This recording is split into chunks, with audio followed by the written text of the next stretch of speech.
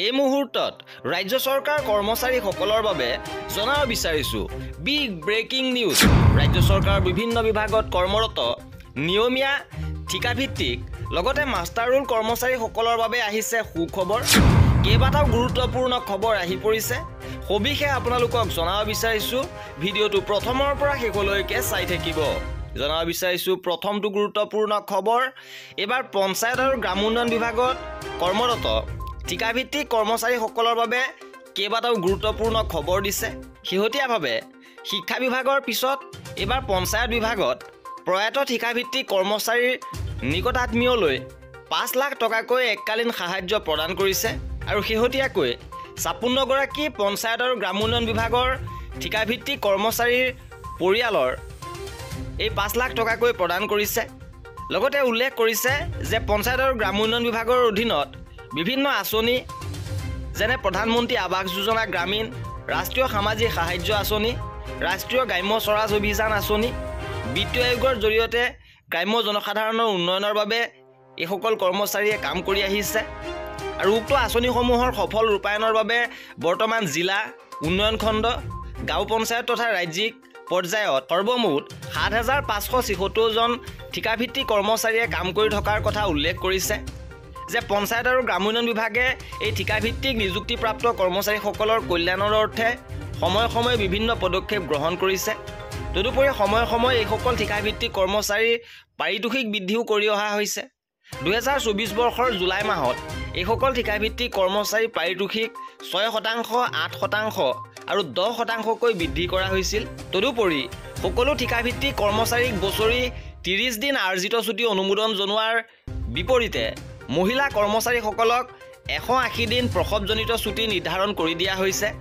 আনহাতে এইসকল ঠিকাভিত্তিক কৰ্মচাৰীৰ চাকৰিৰ কাৰ্যকাল 60 বছৰলৈকে বৃদ্ধিৰ বাবে এক প্ৰস্তাৱ ইতিমধ্যে মুখ্যমন্ত্ৰী মহোদয়লৈ প্ৰেৰণ কৰা হৈছে আৰু এইবাৰ প্ৰয়াত 61 গৰাকী ঠিকাভিত্তিক কৰ্মচাৰীক সামৰি মুঠতে 330 লাখ টকা প্ৰদান কৰা হৈছে। এইবাৰ জনাব বিচাৰিছো ৰাজ্যৰ কৰ্মচাৰীসকলৰ বাবে দ্বিতীয়টো গুৰুত্বপূৰ্ণ খবৰ যে আহি আছে অতি শীঘ্ৰে অষ্টম বেতন আয়োগ আৰু এইবাৰ বাজেটত অষ্টম বেতন আয়োগৰ সমিতি গঠন সন্দৰ্ভত ঘোষণা হ'ব পাৰে বা অষ্টম বেতন আয়োগৰ ঘোষণা হ'ব পাৰে। কাৰণ ট্ৰেড ইউনিয়নৰ প্ৰতিনিধিৰ সৈতে বাজেটৰ পূৰ্বে আলোচনাত মিলিত হৈছে নিৰ্মলা সীতাৰমণ। কেন্দ্ৰীয় বিত্ত আৰু কৰ্পৰেট পৰিক্ৰমা মন্ত্ৰী নিৰ্মলা সীতাৰমণে কেন্দ্ৰীয় বাজেট 2025-26ৰ বাবে ট্ৰেড ইউনিয়নসমূহৰ সৈতে আলোচনাত মিলিত হৈছে আৰু খবৰ অনুসৰি অষ্টম দৰমহা আয়োগ সন্দৰ্ভতো ইয়াত প্ৰস্তাৱ লোৱা হৈছে আৰু আগন্তুক বাজেটত নিশ্চিতভাৱে আপোনালোকে অষ্টম বেতন আয়োগ সন্দৰ্ভত ঘোষণা লাভ কৰিব। ই নিশ্চয় সকলো কৰ্মচাৰীৰ বাবে অতি সুখবৰ হিচাপে বিবেচিত হ'ব। ইপিনে শিক্ষকসকলৰ এটা গুৰুত্বপূৰ্ণ খবৰ আহিছে যে কৰ্মৰত অনিয়মীয়া শিক্ষকৰ 9 জানুৱাৰীৰ পৰা 36 ঘণ্টীয়া অনশন।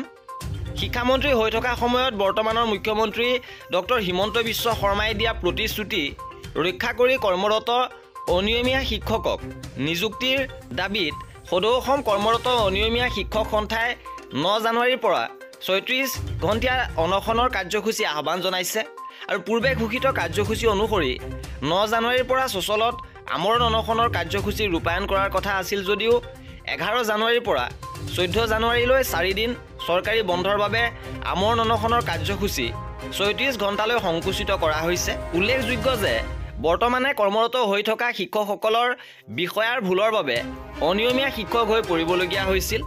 1991 চনৰ পৰা 2001 চনৰ ভিতৰত নিযুক্তিপ্ৰাপ্ত এই শিক্ষকসকলে শিক্ষা বিভাগৰ নিয়ম নীতিৰে দৰমহাও লাভ কৰিছিল আৰু শিক্ষকতাৰ বাবে প্ৰয়োজনীয় প্ৰশিক্ষণো কিছুসংখ্যক শিক্ষকে গ্ৰহণ কৰিছে।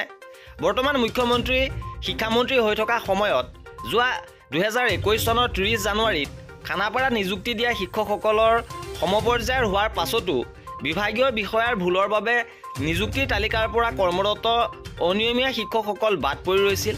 নিযুক্তি পত্ৰ লাভ কৰাৰ পৰা বাদ পৰাৰ বিষয়টো লগে লগে সেই সময়ৰ শিক্ষামন্ত্ৰী তথা বৰ্তমানৰ মুখ্যমন্ত্ৰীক জনোৱা হৈছিল আৰু তেতিয়াই সংবাদ মাধ্যমৰ সন্মুখত 45 দিনৰ ভিতৰতে বিষয়টো নিষ্পত্তি কৰি সমপৰ্যায়ৰ শিক্ষকসকলক শিক্ষকৰ মৰ্যাদা দিয়াৰ প্ৰতিশ্ৰুতি দিছিল আৰু 45 দিনেই নহয় আজি প্ৰায় 48 মাহ অতিক্ৰম হ'ল কিন্তু কৰ্মৰত হৈও অনিয়মীয়া হৈ থকা শিক্ষকসকলৰ নিযুক্তিৰ বিষয়টো মীমাংসা নোহোৱাকৈ ৰৈ গ'ল আৰু শীঘ্ৰে কৰ্মৰত অনিয়মীয়া শিক্ষকসকলক নিযুক্তি দিবলৈ পুনৰ অনশনৰ দৰে কাৰ্যসূচী গ্ৰহণ কৰিবলগীয়া হ'ল বুলি সংবাদ মাধ্যমৰ আগত উল্লেখ কৰিছে সন্থাৰ সভাপতি কৈশলা কুটুম আৰু সাধাৰণ সম্পাদক আব্দুল মজিদ আহমেদে।